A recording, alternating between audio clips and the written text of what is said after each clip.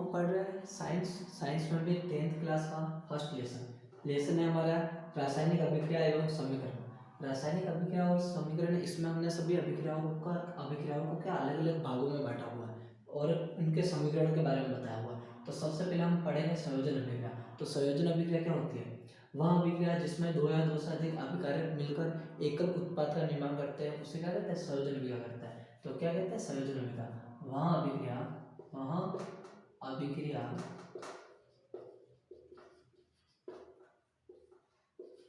जिसमें दो या दो से अधिक अभिकारक मिलकर एकल उत्पाद का निर्माण करते हैं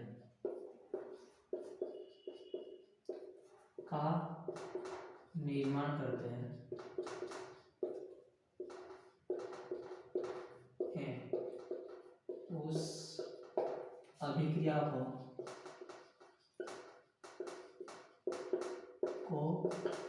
संयोजन अभिक्रिया कहते हैं। संयोजन अभिक्रिया कहते हैं।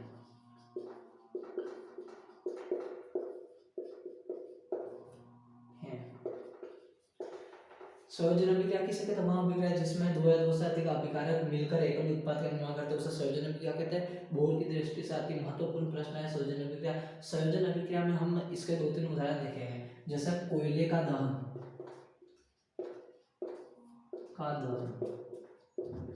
इसमें हो जाएगा C प्लस, ये C दे रखा प्लस O2, मिलकर हो जाएगा CO2। तो कोयले का दहन होगा उसमें कार्बन डाइऑक्साइड उत्पन्न होगी। एक होता है जल का निर्माण,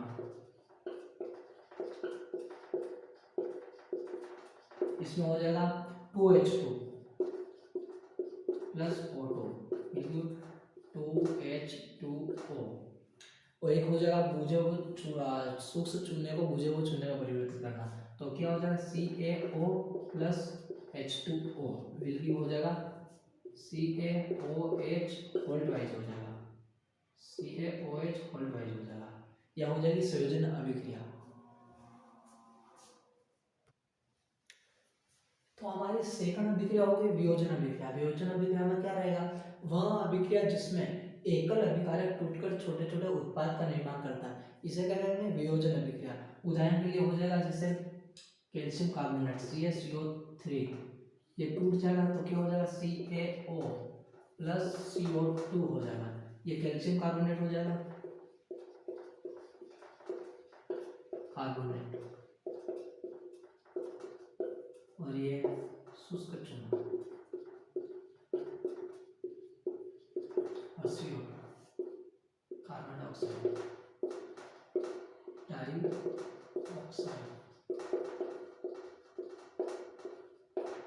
एक उदाहरण हम और देख सकते हैं 2FeSO4, इसका हो जाएगा Fe2O3 plus SO2SO3।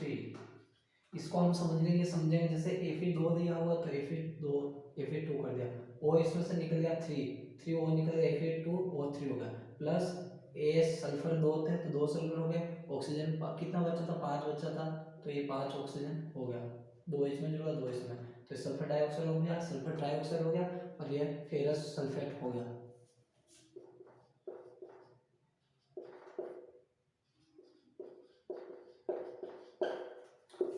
Sulphur dioxide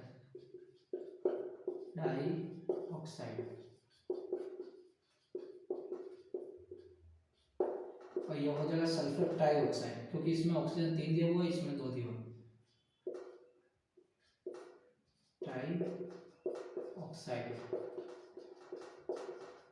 एक बार फिर देखते हैं वियोजन अभिक्रिया किसे कहते हैं? वह अभिक्रिया जिसमें एकल अभिकारक टूटकर छोटे छोटे उत्पाद का निर्माण करता है उसे क्या कहते हैं? वियोजन अभिक्रिया कहते हैं। उदाहरण के लिए हो जाए CaCO3 हो जाएगा, मिलकर CaO प्लस CO2 हो जाएगा, 2FeSO4 हो जाएगा, ये हो जाएगा मिलकर हो जाएगा Fe2O3 plus SO2 plus SO3। हम थर्ड नंबर अभिक्रिया देखते हैं विस्थापन अभिक्रिया। विस्थापन अभिक्रिया किसे कहते हैं? वह अभिक्रिया जिसमें कोई तत्व दूसरे तत्व को उसके यौगिक से हटा देता है उसे क्या कहते हैं विस्थापन अभिक्रिया। जब कोई तत्व दूसरे तत्व को उसके यौगिक से हटा देता है उसे क्या कहते हैं विस्थापन अभिक्रिया कहते हैं। उदाहरण के लिए इसका हो जाएगा Zn प्लस CuSO4 बिल्कुल हो जाएगा Zn Cu को विस्थापित कर देगा तो क्या हो जाएगा ZnSO4 प्लस Cu हो जाएगा। ठीक है, तो ये क्या होगा जिंक हो गया और ये कॉपर सल्फेट हो गया सल्फेट और बन जाता है जिंक सल्फेट और ये कॉपर हो जाएगा। इस प्रकार एक अभिक्रिया हम और देखेंगे Fe प्लस CuSO4। चूंकि Fe भी अधिक अभिक्रियाशील है तो ये Cu को क्या कर देगा विस्थापित कर देगा। Cu को विस्थापित हो जाएगा कर देगा तो FeSO4 बन जाएगा मिलके बनेगा प्लस FeSO4 प्लस Cu अलग हो जाएगा तो Cu अलग निकल जाएगा तो ये फेरस सल्फेट हो गया सल्फेट और ये कॉपर और ये होगा फेरस और ये कॉपर सल्फेट सल्फेट।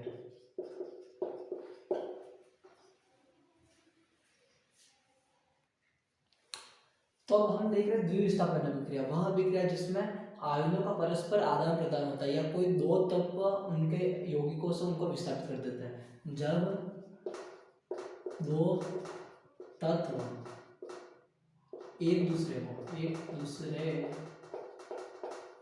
को उनके यौगिकों जब दो तत्व एक दूसरे को उनके यौगिकों से विस्थापित कर देते हैं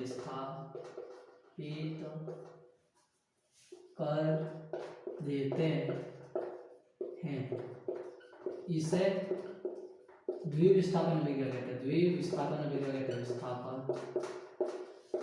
अभिक्रिया कहते हैं। उदाहरण के लिए हो जाएगा इसका उदाहरण हो जाएगा Na2SO4 प्लस BaCl2 मिलके हो जाएगा यहाँ से 2Na निकल जाएगा 2Cl निकल जाएगा और BaSO4 बचेगा तो Ba क्या हो जाएगा यहाँ से स्थापित हो जाएगा और Na इधर से स्थापित हो जाएगा तो BaSO4 हो जाएगा और प्लस NaCl बन जाएगा इसके दो अणु बन जाएंगे तो ये हो जाएगी द्विविस्थापन अभिक्रिया। ये हो जाएगा सोडियम सल्फेट बेरियम क्लोराइड हो जाएगा बेरियम सल्फेट और NaCl नमक जो है सोडियम क्लोराइड होगा तो द्विविस्थापन अभिक्रिया ये ऐसा होगी। तो हम देखेंगे पांचवें नंबर की अभिक्रिया उपचयन या ऑक्सीकरण। इसे उपचयन भी कहते हैं ऑक्सीकरण भी कहते हैं। इसका अर्थ क्या होता है ऑक्सीजन का जुड़ना। इस अभिक्रिया में क्या होगा ऑक्सीकरण का जुड़ना ऑक्सीजन का जुड़ना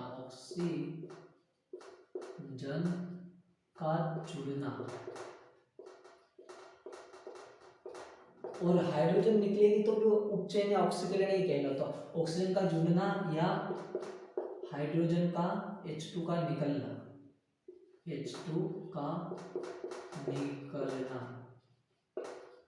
तो वह अभिक्रिया जिसमें ऑक्सीजन जुड़ती है या H2 निकलती है उसे क्या कहते हैं ऑक्सीकरण या उपचयन अभिक्रिया कहते हैं। उदाहरण के लिए हो जाएगा 2Cu प्लस O2 मिलके हो जाएगा 2CuO हो जाएगा और एक और हम देखेंगे 2NaH इसमें हाइड्रोजन निकल जाएगी तो क्या हो जाएगा Na2 प्लस H2 हाइड्रोजन निकल गई तो भी उपचयन या ऑक्सीकरण कहेंगे इसको भी और इसमें भी उपचयन या ऑक्सीकरण इसमें ऑक्सीजन जुड़ रही है ऑक्सीजन का जुड़ना और इसमें हाइड्रोजन H2 का जुड़ना तो H2 का निकलना हो गया उपचयन ऑक्सीकरण और ऑक्सीजन का जुड़ना ये भी हो गया उपचयन या ऑक्सीकरण। इस बार पांचवें उपचयन इसके बाद हम पढ़ेंगे अपचयन। तो हम देखते हैं नंबर 6 अपचयन अभिक्रिया। अपचयन अभिक्रिया में क्या होगा या तो हाइड्रोजन जुड़ेगी या ऑक्सीजन निकलेगी। ऑक्सीजन निकलेगी तो भी अपचयन है हाइड्रोजन जुड़ेगी तो भी क्या है हाइड्रोजन जुड़ेगी तो क्या हो जाएगा हाइड्रोजन वृद्धि अर्थात अपचयन। तो इसके लिए हम देखेंगे जैसे CuO मतलब कॉपर ऑक्साइड है प्लस H2 मिलकर क्या हो जाएगा Cu हो जाएगा प्लस H2O हो जाएगा, मतलब ऑक्सीजन निकल रही है तो ये क्या हो जाएगा, अपचयन हो जाएगा। ऑक्सीजन का निकलना भी क्या, अपचयन हो जाएगा। तथा Ca plus H2, Ca plus H2 अर्थात CH2 जुड़ेगा, CaH2, तो भी ये क्या हो जाएगा, अपचयन अभिक्रिया। तो अपचयन अभिक्रिया का क्या, या तो हाइड्रोजन जुड़ेगा या ऑक्सीजन निकलेगा, दोनों ही केस में क्या होगा, अपचयन अभिक्रिया होगी। अब हम मोस्ट इम्पोर्टेंट अभिक्रिया, रेडॉक्स अभिक्रिया, जो एग्जाम की दृष्टि से अति महत्वपूर्ण है और एग्जाम में पूछ सकता है। तो रेडॉक्स अभिक्रिया किसे कहते हैं, वह अभिक्रिया जिसमें अपचयन और उपचयन दोनों साथ में होता है उसे क्या कहते हैं, रेडॉक्स अभिक्रिया। मतलब ऐसी अभिक्रिया जिसमें अपचयन उपचयन दोनों साथ में होता है उसे रेडॉक्स अभिक्रिया कहते हैं। उदाहरण के लिए क्या हो जाएगा, CuO प्लस H2 हो जाएगा, क्या हो जाएगा, CuO प्लस H2 हो जाएगा, तो क्या हो जाएगा, Cu प्लस H2O हो जाएगा। तो यहाँ पे क्या हो रहा है, ऑक्सीजन हट रहा है, ऑक्सीजन हट जाएगा तो क्या हो जाएगा, अपचयन हो जाएगा, सही है। और यहाँ पे क्या हो रहा है, ऑक्सीजन जुड़ रहा है तो ये हो जाएगा उपचयन। क्या हो जाएगा, इस अभिक्रिया में अपचयन उपचयन दोनों साथ में हो रहे हैं तो ये क्या होगा, रेडॉक्स अभिक्रिया का उदाहरण हो जाएगा। एक आएगा ZnO प्लस C, इसमें क्या होगा, ZnO निकल जाएगा प्लस CO हो जाएगा, ऑक्सीजन हट रहा है, ऑक्सीजन हट जाएगा तो क्या हो जाएगा, अपचयन, और ऑक्सीजन जुड़ रहा है, उपचयन हो जाएगा। अर्थात दोनों साथ में हो रहे तो क्या हो जाएगा, रेडॉक्स अभिक्रिया। वह अभिक्रिया जिसमें अपचयन उपचयन दोनों साथ में होता है क्या अभिक्रिया होती है, रेडॉक्स अभिक्रिया होती है। अब एक अभिक्रिया है ऊष्माक्षेपी अभिक्रिया। ऊष्माक्षेपी अभिक्रिया वह अभिक्रिया जिसमें उत्पाद के निर्माण के साथ साथ में ऊष्मा भी उत्सर्जित होती है, उसे क्या कहते हैं, ऊष्माक्षेपी अभिक्रिया। मतलब इसमें उत्पाद तो बन नहीं रहा है, उत्पाद के साथ में ऊष्मा भी निकल रही है तो इसको ऊष्माक्षेपी अभिक्रिया कहते हैं। इसमें एक मेथेन का दहन आता है, क्या, मेथेन का दहन, जो किसका उदाहरण है, ऊष्माक्षेपी अभिक्रिया। इसमें क्या हो जाएगा, CH4 जो क्या एक मेथेन गैस है प्लस 2O2, तो विलगी हो जाएगा CO2 प्लस 2H2O हो जाएगा। तो इसमें क्या हो रहा है, मेथेन गैस का जैसे दहन हो रहा है तो इसमें कार्बन डाइऑक्साइड निकल रही है और प्लस ऊष्मा भी उत्सर्जित हो रही है जल के साथ, जल के 2 अणु हो जाएंगे प्लस ऊष्मा उत्सर्जित होती है, जिसके कारण ही हम गैस चला के रोटियां वगैरह बना पाते हैं, क्योंकि उसमें ऊष्मा भी साथ में उत्सर्जित होती है। एक एग्जाम में प्रश्न आ सकता है, बोर्ड एग्जाम में, श्वसन क्रिया एक क्या है, ऊष्माक्षेपी अभिक्रिया। तो समझाइए, तो श्वसन क्रिया में क्या होता है, ग्लूकोज होता है C6H12O6, ठीक है। तो ग्लूकोज होता है, जैसे हम सांस लेते तो उसमें क्या O2 जाता है तो हम 6O2 लेंगे, तो 6O2 लेंगे, इसके साथ में हमारे शरीर में जल भी होता है 6H2O, तो ये मिलकर श्वसन अभिक्रिया होती है, जिसमें क्या होता है, ग्लूकोज का विखंडन होता है। तो जब ग्लूकोज का विखंडन होता है तो क्या होता है, 6CO2 कार्बन डाइऑक्साइड निकलती है, जिसको हम फेफड़ों के द्वारा बाहर निकालते हैं, प्लस 12H2O जल भी उत्सर्जित होता है और साथ में ऊष्मा उत्सर्जित होती है। इसलिए जीवित प्राणियों का शरीर क्या होता है, गर्म होता है, क्योंकि हमारे शरीर में ऊष्मा उत्सर्जित होती रहती है, उससे हम कार्य करते हैं और हमारा शरीर चलता रहता है। तो श्वसन एक ऊष्माक्षेपी अभिक्रिया, ये समझाइए। तो श्वसन एक ऊष्माक्षेपी अभिक्रिया इसलिए क्योंकि ग्लूकोज का विखंडन होता है, उसमें क्या बनता है, कार्बन डाइऑक्साइड निकलता है तथा ऊष्मा भी उत्सर्जित होती है। जैसे ग्लूकोज का सूत्र होगा ये, और प्लस O2 जो हम ऑक्सीजन लेते हैं, और जल के साथ में अभिक्रिया होकर क्या होता है, ग्लूकोज का विखंडन होता है और CO2 निकलती है और साथ में ऊष्मा भी क्या उत्सर्जित होते हैं। इसलिए श्वसन क्या है, ऊष्माक्षेपी अभिक्रिया है। तो हम देखेंगे ऊष्माक्षोषी अभिक्रिया, वह अभिक्रिया जिसमें उत्पाद के निर्माण के साथ में ऊष्मा का अवशोषण होता है। ऊष्माक्षेपी की जस्ट उल्टी अभिक्रिया हो जाएगी ऊष्माक्षोषी अभिक्रिया। तो जैसे ही हम N2 प्लस O2 लेंगे और प्लस 42 केल्विन का तापमान लेंगे तो क्या होगा, N2 प्लस O जुड़ जाएगा तो A2NO हो जाएगा, ये हो जाएगा नाइट्रिक ऑक्साइड। एक अभिक्रिया आती है सिल्वर ब्रोमाइड की, अपने जो श्वेत श्वेत फोटोग्राफी में जो यूज होता है, ब्लैक एंड व्हाइट फोटोग्राफी जो की जाती है तो उसमें यूज होता है। तो क्या होता है, 2Ag Br, bromide, silver bromide जो होता है वो। तो इसकी अभिक्रिया में क्या हो जाएगा, सूर्य का प्रकाश ऐड करेगा, सूर्य का प्रकाश, तो सूर्य का प्रकाश अवशोषित करके क्या हो जाएगा, Ag2 हो जाएगा प्लस Br2। तो यह जो ब्लैक एंड व्हाइट फोटोग्राफी में पहले यूज होता है, श्याम श्वेत फोटोग्राफी में जो पहले यूज होता था वो वाली चीज है। तो इसमें क्या वो 2Ag का क्या सूर्य का प्रकाश के उपस्थिति में विखंडन हो जाएगा, तो इस प्रकार के अलग हो जाता है। इसमें सूर्य का प्रकाश अवशोषित किया जाता है, ये भी क्या उष्माक्षेपीय अभिक्रिया है। अब हम 9 प्रकार की अभिक्रियाओं का अध्ययन कर चुके हैं। तो अब जैसे हमें एक अभिक्रिया हमने पढ़ी थी, क्या होता है शुष्क चूना, सूखा हुआ चूना जो होता है उसमें क्या जल ऐड करने पे क्या हो जाता है, बुझा हुआ चूना बन जाता है। क्या बन जाता है, CaOH वोल्टवाइज, कैल्शियम हाइड्रोक्साइड। तो बोर्ड एग्जाम में प्रश्न आ सकता है कि बुझे हुए चूने का उपयोग दीवारों की सफेदी में किया जाता है, तो क्यों किया जाता है, दीवारों पर बुझे हुए चूने का उपयोग सफेदी में क्यों किया जाता है, तो क्यों किया जाता है इसके बारे में हम समझते हैं। तो CaOH वोल्टवाइज का उपयोग दीवारों की सफेदी में किया जाता है, तो इसलिए किया जाता है क्योंकि हम जैसे दीवारों की सफेदी में CaOH वोल्टवाइज का उपयोग करेंगे, दीवारों को इससे क्या करेंगे, लेपेंगे, तो क्या होता है CaOH वोल्टवाइज प्लस वातावरण, हमारे जो वातावरण है उसमें क्या होता है, CO2 होती है, CO2 होती है, तो मिल गई, इनमें एक अभिक्रिया हो जाती है जिससे क्या बनता है, CaCO3 बनता है, जो क्या कैल्शियम कार्बोनेट,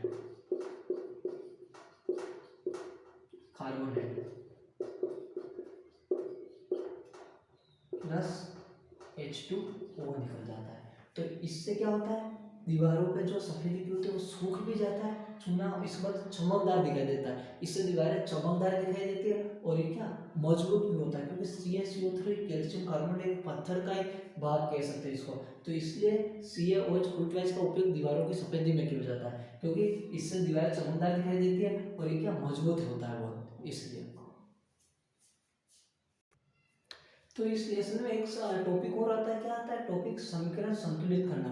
तो समीकरण संतुलित करने की विधि को क्या कहते हैं, हीट एंड ट्रायल विधि। और जो समीकरण संतुलित करना इसलिए आवश्यक होता है क्योंकि द्रव्यमान संरक्षण के नियम के अनुसार क्या होता है, अभिक्रिया के पहले तथा बाद का जो द्रव्यमान है वो क्या होता है, सेम होता है, तो सेम होता है। तो असंतुलित समीकरण को याद रखना, 1 नंबर का प्रश्न आ सकता है। असंतुलित समीकरण को कंकाली समीकरण कहता है, और असंतुलित समीकरण को संतुलित करने की विधि को क्या कहते हैं, हीट एंड ट्रायल विधि। तो मैंने 2 उदाहरण लिखे, इसमें हम पढ़ेंगे, जैसे देखेंगे इसमें क्या BaCl2 प्लस H2SO4 है, क्या H2SO4। तो जैसे इसको हम संतुलित करेंगे तो पहले हम देखते हैं इधर B के कितने परमाणु दिए हुए, मतलब कितना तत्व दिया हुआ, B 1 है, इधर कितना 1 होगा, SO4 कितना 1 है, तो 1 है, ये बराबर है। अब कितना H कितना दिया हुआ 2, इधर कितना 1, Cl कितना दिया हुआ 2, इधर कितना 1, तो हम देखते हैं H भी 2 है, Cl भी 2 है, और इधर 1 1 दिया है, तो इसको संतुलित करने के लिए हम सिंपल सा आगे 2 लगा के इसको संतुलित कर सकते हैं।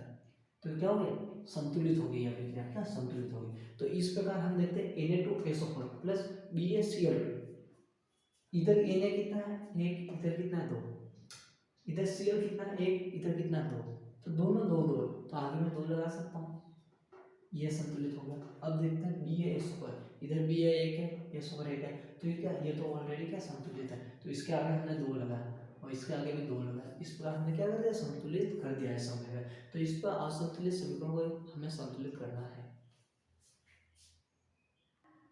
तो हम 2 समीकरण पहले पढ़ चुके हैं समीकरण, अब 2 समीकरण और मैंने दे रखे, इसको हम संतुलित करेंगे। तो हम संतुलित करेंगे, देखते हैं ये क्या, HNO3 प्लस CaOH वोल्टवाइज, CaHNO3 वोल्टवाइज है, NO3 HNO3 नहीं NO3 प्लस H2O, तो इधर NO3 कितना 2 दिया हुआ, इधर कितना 1 है, तो इसको हमको संतुलित करना है। तो हम इसको संतुलित कैसे करेंगे, NO3 2 दिया हुआ तो मैं इसके आगे 2 लगाऊंगा, 2 लगा दिया, NO3 2 हो गया, इधर भी 2 हो गया। अब H कितना हो गया, 2 हो गया, और 2H इधर हो रहा है और 2O भी दे रखा है, तो क्या होगा 2H 2H 4H हो गया। तो हम क्या करेंगे, 4H के लिए मैं आगे 2 लगा दिया, तो O भी कितना हो गया 2 हो गया, और यहाँ पे भी O कितना 2 रखा हुआ है, तो क्या होगा CaNO3 2 हो गया, तो NO3 2 संतुलित हो गया, H 4H टोटल तो 2H2, इसको हमने इस तरह संतुलित कर दिया। इसे ऐसे हम देखेंगे NaOH plus H2SO4 will give Na2SO4 plus H2O। तो यहाँ पे हमने 2 लगाया था, यहाँ पे भी 2 लगाया, इसको हम देख लेते हैं। अब NaOH plus H2SO4 will give क्या होगा, Na2SO4 प्लस H2O। तो Na2 इधर कितना 2 दे रखा है, इधर कितना 1 है, तो मैं इसलिए कैसे सोल्व करूँगा इसको, Na2OH plus H2SO4 will give Na2SO4 plus H2O। तो हम क्या करेंगे, इसको मैं NaOH के आगे 2 लगा दिया, Na कितना हो गया 2 हो गया, इधर भी 2, Na संतुलित हो गया।